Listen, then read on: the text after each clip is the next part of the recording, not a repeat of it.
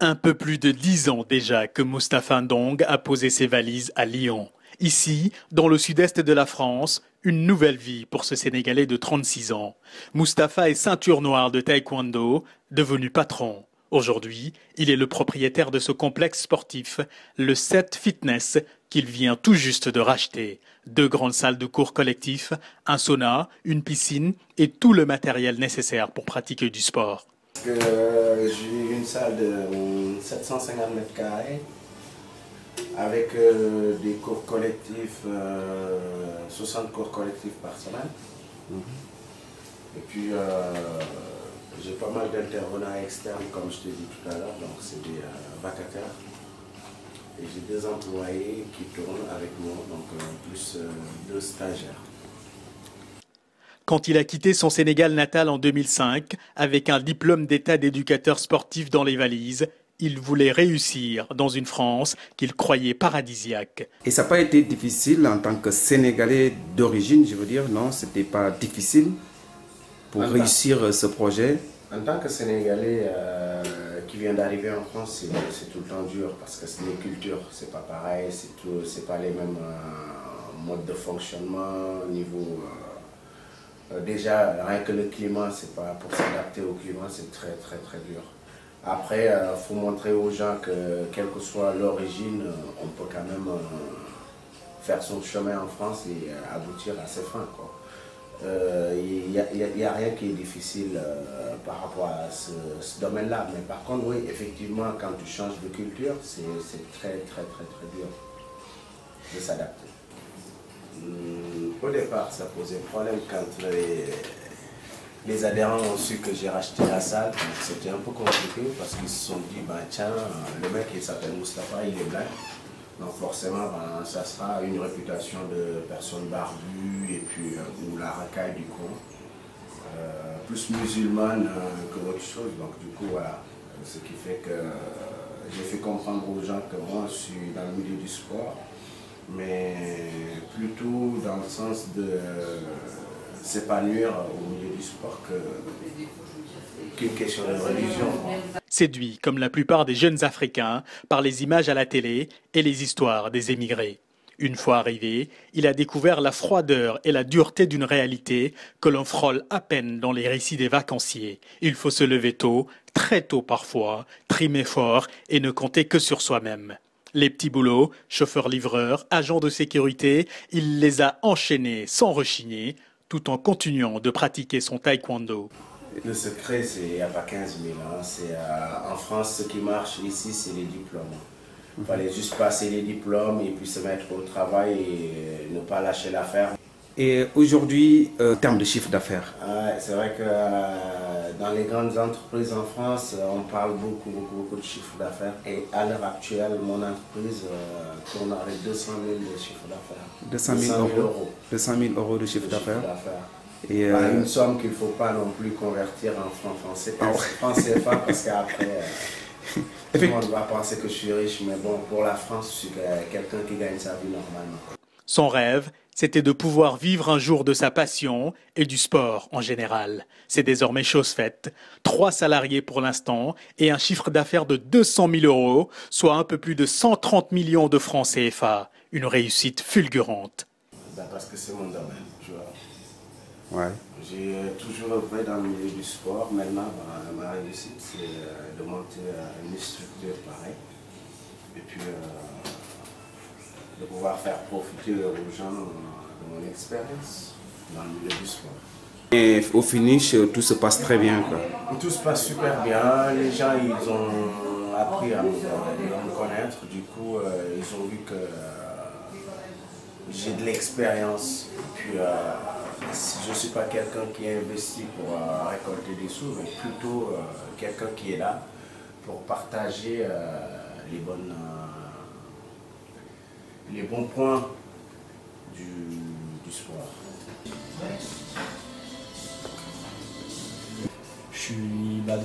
Moi je suis salarié ici depuis 3 ans et puis avec Tafa je travaille depuis juillet. D'accord. Donc avant que Tafa ne reprenne la boîte, vous étiez déjà là? J'étais déjà là. Donc il vous a repris avec la boîte? C'est ça. D'accord. Et avec le changement de propriétaire, ça fait quoi, non ça... Ça fait un petit peu bizarre au début, donc les habitudes qui changent. Mais après, c'est un rythme différent à prendre. C'est positif aussi, quoi. Ça apporte d'autres choses dans la structure, donc c'est plutôt bien. Ouais, bah regarde, ta fiche de paie, elle est là. Ah oui, tu peux me l'envoyer par... Parce qu'on s'était trompé sur le mois d'août. En fait, le mois d'août, il vous a compté tout le mois d'août, alors que chacun avait fait une semaine. Comme tu ne répondais pas, il l'avait déjà élaboré. La route est longue, certes, mais elle est loin l'époque où Mustapha s'entraînait comme un forçat au taekwondo pour apprendre à se défendre à l'ombre des hangars d'avions de la base militaire de Thiès où vivait sa famille, à 60 km de Dakar. En fait, j'ai grandi dans une base militaire où on nous apprenait à faire du taekwondo. Et par la suite, je suis parti de l'école super tôt en fait, pour m'investir dedans. Et depuis, je donne des cours à force pour aider mon prof auparavant. J'étais juste assistant et au fur et à mesure, j'ai passé mes diplômes. Et puis maintenant, je suis prof de sport. Pour le sport, de taekwondo. De taekwondo et puis fitness martial et self-défense. Self-défense. Et ça fait donc quelques mois quand même, vous le fréquentez, comment vous le trouvez? Bien. Bosseur. Bosseur. Ouais. D'accord. Bosseur. D'accord. Et donc, vous pensez qu'il va bien gérer, quoi? Voilà, il a le profil pour bien gérer. Il a toutes les armes en main pour bien gérer la salle. Le travail et aussi une bonne dose de tchatch, cet atout naturel de tout bon Sénégalais qui lui a permis de vendre son business et de séduire les clients. Alors, écoute bien. Bon, j'ai fait un peu de machine. Oui, il m'avait dit qu'il t'avait posé sur les vélos là-bas. Voilà, il y a bien, la clientèle bien, les cours bien. Et là, il y avait pas Les vestiaires bien, les douches bien. Après, il manque toujours des douches, hein. 5 douches, ça suffit quand même. À mon avis, quand il y a plein, les cours Et quand il y a plein, ça suffit. Il y en a qui se touchent même pas. Voilà. Parce que moi, j'aime me doucher. Oh. Non, mais c'est pour te faire une remarque, hein. Sinon, je peux dire tout, c'est bien. Une bonne remarque, hein. mal placée. Je le connais depuis longtemps, donc Depuis c'est un longtemps. grand sportif. D'accord. Voilà. Et voilà, la gestion tranquille, tout bien. Il y a tout ce qu'il faut, ouais. Pour une première séance, je suis satisfaite. Marié et père d'un garçon et d'une fille, Mustapha veut donner l'exemple par son dynamisme et sa persévérance, et il ne compte pas s'arrêter en si bon chemin. Prochaine étape, étendre son entreprise. J'aimerais bien développer, que ça avance. En fait, c'est un projet, non seulement que ce soit un projet de famille, que ça reste un projet que j'ai pu monter, mais j'aurais bien aimé que ça soit le projet de mes enfants. Donc mes enfants, ils sont encore jeunes, mais ouais, pour que ça tienne la route, il faut développer et il faut que mes enfants puissent gérer pour le futur ce projet-là. Et une photo de famille là au milieu d'un boulot, ça fait quoi? Ça motive, ça encourage? Ça fait une source de motivation. Ouais. Quand on s'investit, c'est plutôt pour la famille.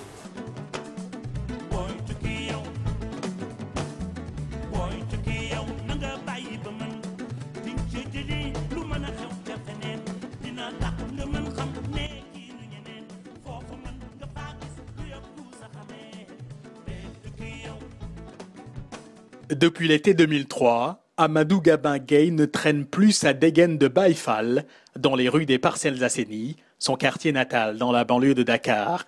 Il vit à Lyon. Il y a à peine 5 ans, ce jeune homme de 34 ans enchaînait lui aussi les petits boulots. Aujourd'hui, il est le PDG d'Agedoc, une société d'impression, de tirage de plans, de photocopie et de façonnage. Impensable quelques années plus tôt lorsqu'il quitte sa famille pour la France avec un visa d'étudiant. Des études de communication le jour, un job d'agent de sécurité à ses heures perdues. Gabin ne lâche rien. Ses efforts vont finir par payer. En 2012, il flaire la bonne affaire dans le secteur de l'impression, dans ce quartier de la Croix-Rousse, au cœur de Lyon, où se concentrent plusieurs cabinets d'architectes. Parler de réussite, peut-être le mot est trop grand, gros. Réussite, je sais pas, mais on essaie de tirer notre épingle du jeu. C'est-à-dire que la l'impression, c'est un gros marché. Les gens, malgré l'avènement du numérique, ils ont toujours besoin d'imprimer sur du papier. Ça, c'est un truc, jusqu'à la fin des temps, je pense pas que ça partira. Malgré qu'Internet, aujourd'hui, a beaucoup de pouvoir, mais il n'a pas encore le pouvoir de supprimer le papier. Et d'où vous est venue l'idée de créer une imprimerie, un reprographe, je sais pas. Bah, écoutez, je suis dans un quartier, la Croix-Rousse, où j'habite depuis au moins 6 ans. En fait, si vous voulez, dans ce quartier, il y a une forte concentration d'architectes. Donc, si vous voulez, dans ce quartier, c'est le 4e arrondissement ici, entre le 4e et le 1er arrondissement, il y a au moins 200 architectes. Donc, la majorité des architectes de la ville de Lyon est regroupée dans ce quartier. Et il y avait un réel besoin de tirage de plans. Il n'y avait personne pour répondre à cette demande. Et donc, à un moment donné, je me suis dit, il y a de la demande, mais il n'y a pas d'offre, donc je vais créer l'offre. Voilà.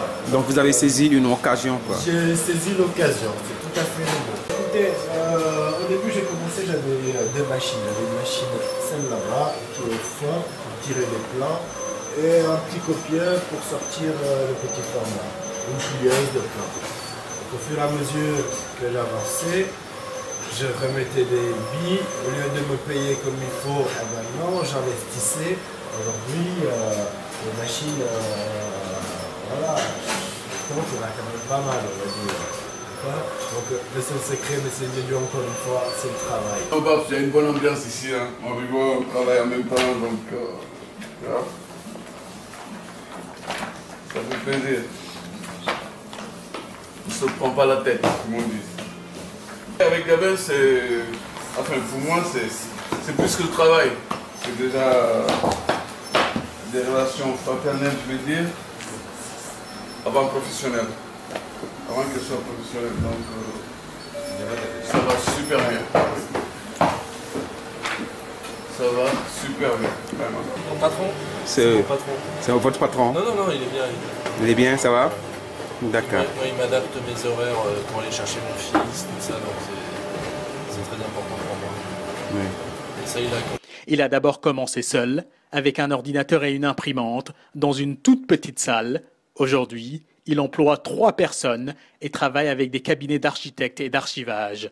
Les professionnels, tout comme les particuliers, le sollicitent pour des plans et impressions de tout genre, de qualité incomparable. Tirer des plans pour un bureau d'études, c'est des plans de bâtiments, des plans structures. En fait, il m'envoie ce qu'on appelle un bordereau d'envoi, et sur lequel il y a tout le nom des plans et le nombre d'exemplaires que je dois tirer pour chaque plan. Parce que ces plans, après, on doit les envoyer aux entreprises qui bossent dans ces bâtiments, par exemple, les projets. Et voilà, donc là, ils sont en train de trier les plans, ce qu'on appelle des plans armature.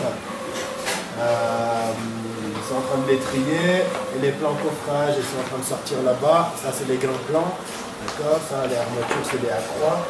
Donc on attend que tout ça sorte, on va tout mettre ensemble, on va trier pour chaque entreprise ce qu'on va lui envoyer. On fait beaucoup de plans, mais aussi on va faire des dépliants comme ça, par exemple, 3 volets.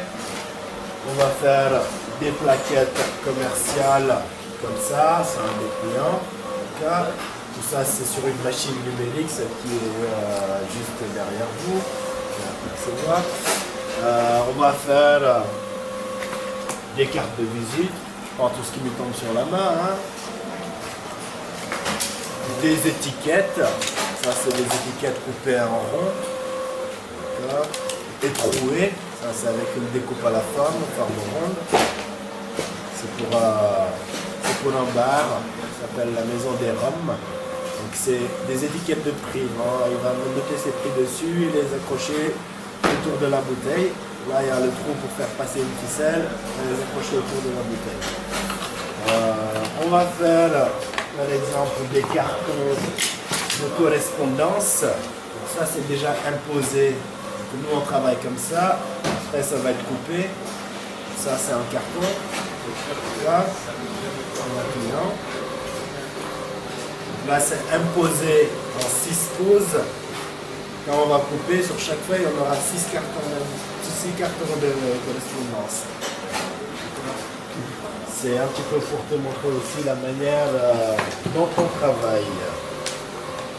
remettre tout à sa place.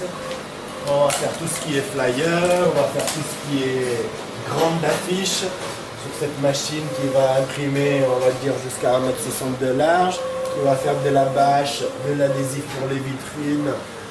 Donc c'est sur celle-ci on fait tout ce qui est kakemono, tout ce qui est bâche extérieure, tout ce qui est vinyle autocollant.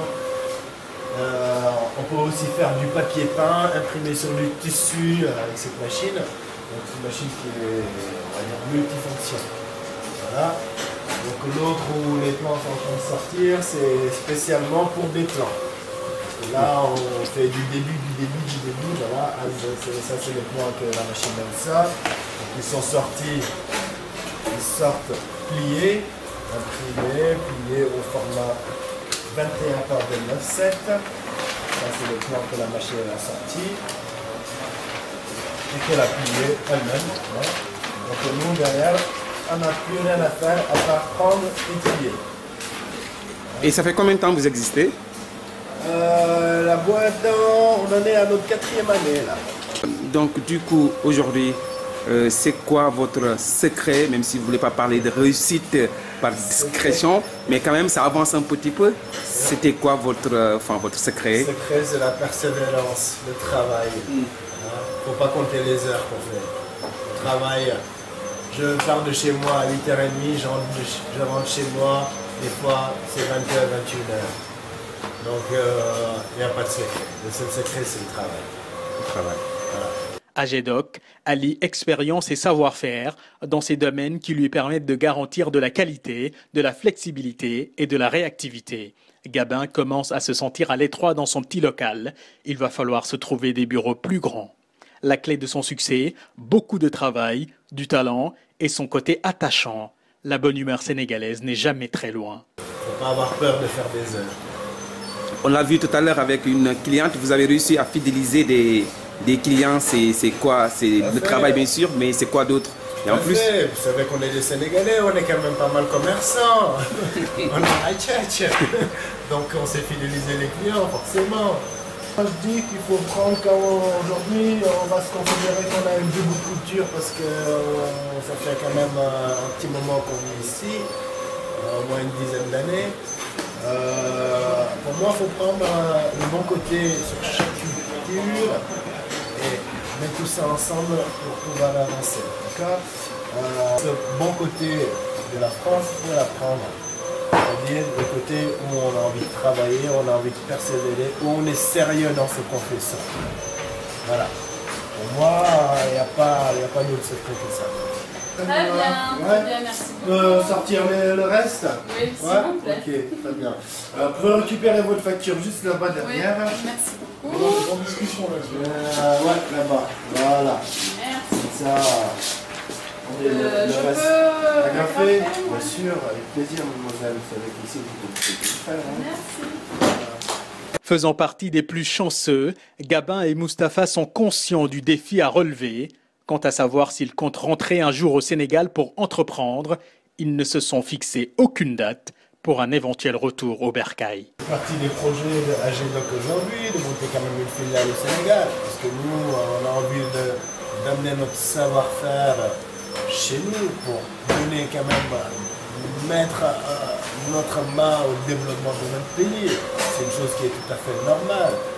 Pour l'instant, le projet mûrit petit à petit, mais ça va se faire dans les années qui suivent, Inch'Allah. C'est-à-dire retour au pays, mes vacances, mais pas retour définitif, parce que je suis bien là, j'ai trouvé ma place ici.